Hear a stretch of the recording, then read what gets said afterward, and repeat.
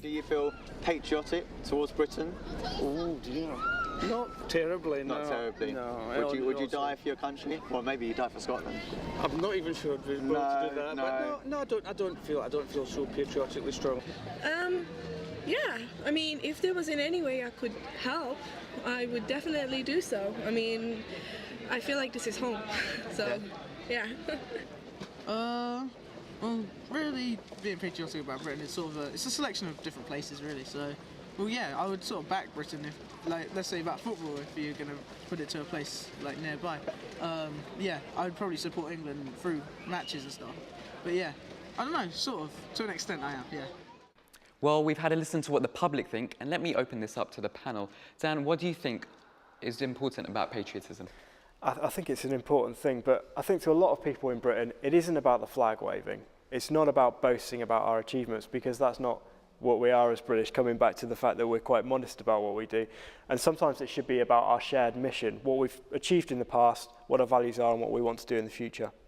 David? I agree, and I think the gentleman there who says he's not patriotic at all, maybe he's thinking, I'm not the kind that waves a flag, I'm not the kind that always follows what the royal family are doing, worships the royal family. Maybe he has that interpretation of patriotism, and maybe some people do have that. But for me, patriotism is more about just being proud of the way that my country is.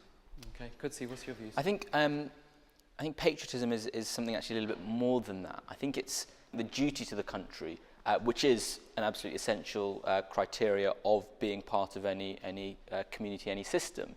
The fact that a duty to obey the laws, a duty to respect the authority, whether it be the police or the courts, I think those are absolutely essential. I think that's where patriotism fits in. And I think it comes from something that came up in the earlier discussion about all that the state has done for you, therefore this is what you have to give back to the state. Right, okay, so what do people think in the audience?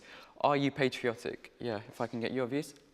In my opinion, as we were discussing before about the United States over there, in my opinion, I think it's a bit too full-blown, as in when they start school, they stand up, so I pledge allegiance to the flag, and I think over there it's a bit too over the top.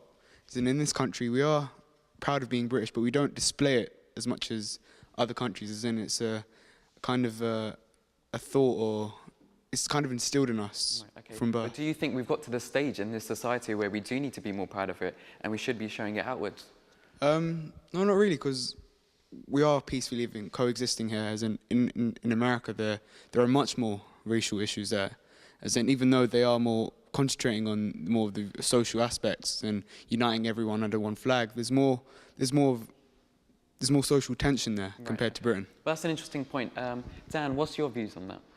Well, I think that we like to, as you were saying, we like not to talk about our values, but to live our values, to live our patriotism. But I also think that there needs to be an outlet for people who want to be patriotic. There's a discussion about whether we should have a Britishness Day to celebrate those things. Obviously, we like to celebrate, most of us, the British team when it goes to the Olympics. Also, we like to follow the English football team and the European team when they're in the Ryder Cup. So it is something that's complex. It's a complex identity, but there must be a space within the social sphere for us to be patriotic. Okay. Well, what about people who are second generation or third generation immigrants? Sometimes they don't always feel an attachment to this country. So how can we deal with that? Well, I think it comes back to making sure that people are always, there's lots of mixing, there's lots of contact between different cultures and different identities. And I think people then who do feel they're not part of things can become more a part of things. And I think that's... So then is it the role of government? Is it the role of government then to actually foster this patriotism? As I say, there's been a discussion about Britishness Day. There's also been a discussion about how many days a week in which you can fly a flag from a public building. That has started a discussion. I think it's in its early days. I don't think it's the type of discussion that we want to have today, which shows that they're perhaps on the wrong thread in some of these things. Those are the things that people have brought up from the country. If one thing comes from this discussion, I hope it's that we start to think, well, what type of patriotism would we like to see, and what role would central government have in that? Okay. I think there are dangers. Sorry, I was just going to say, I think there are dangers from patriotism becoming nationalism. Yeah. And there are dangers in history of patriotism sort of developing into something that's more sinister and can be and can actually engender reactions from other countries who suddenly think, oh, what's happening there? They're very assertive. Is there a danger for us? And I think the history tells us you need to be careful. Okay, let me just bring that back to the audience. Anybody else has got views on their patriotism? Yeah. Right. This is a topic I feel very strong about. I was born and raised in this country. Even though my parents are from Pakistani origin, I would still regard myself as British. And if there arises a situation where I was called up to the armed forces, I would happily put my life on the line for my country, because I've been born here, raised up here, I studied here, all my friends are here.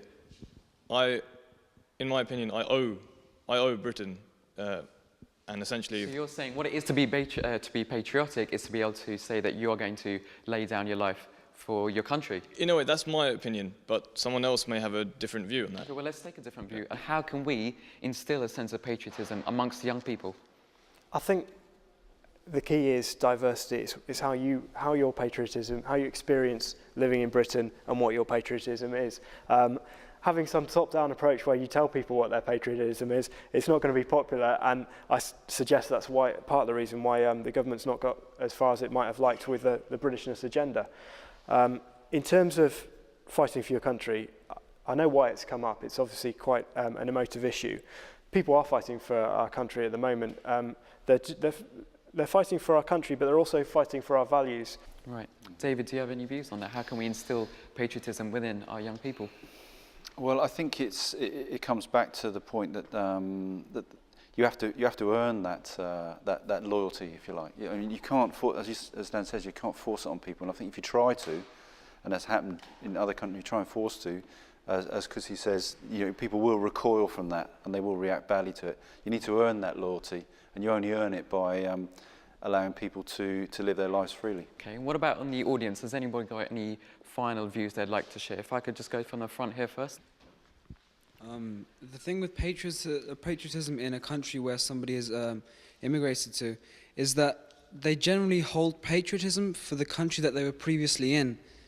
So what needs to be done is that that change from previous patriotism of their previous country to the patriotism of the new country that they're in, it needs to be a subtle change, which is what happens in a lot of countries. When new rulers take over a country, what they do is they don't change the rules of the country so that the people living there don't feel as if they're under a new rule. So in exactly the same way, I personally feel that people coming to the new country, they themselves, there's a responsibility to hold, as you said, a very baseline of patriotism. But that needs to be emphasized on and built upon by the people around them. Okay, fantastic. Yeah, if we can get one more view as well.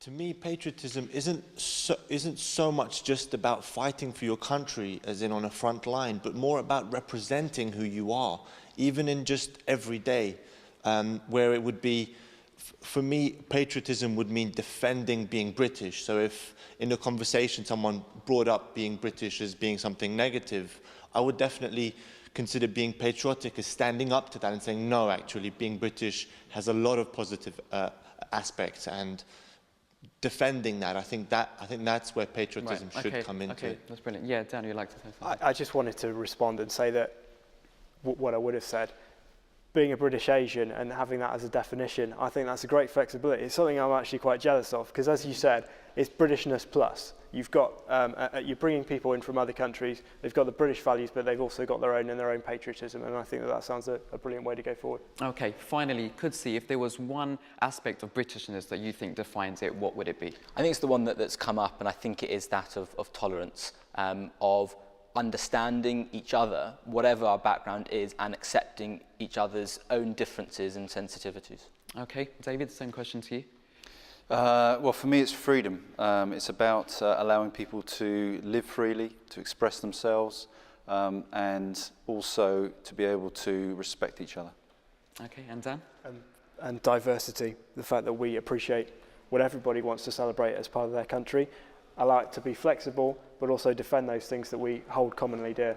Okay, thank you. I'd like to thank all of you here on our panel and everyone here in the studio audience. Obviously, it's a wide-ranging topic, and we'd love to hear your views at home.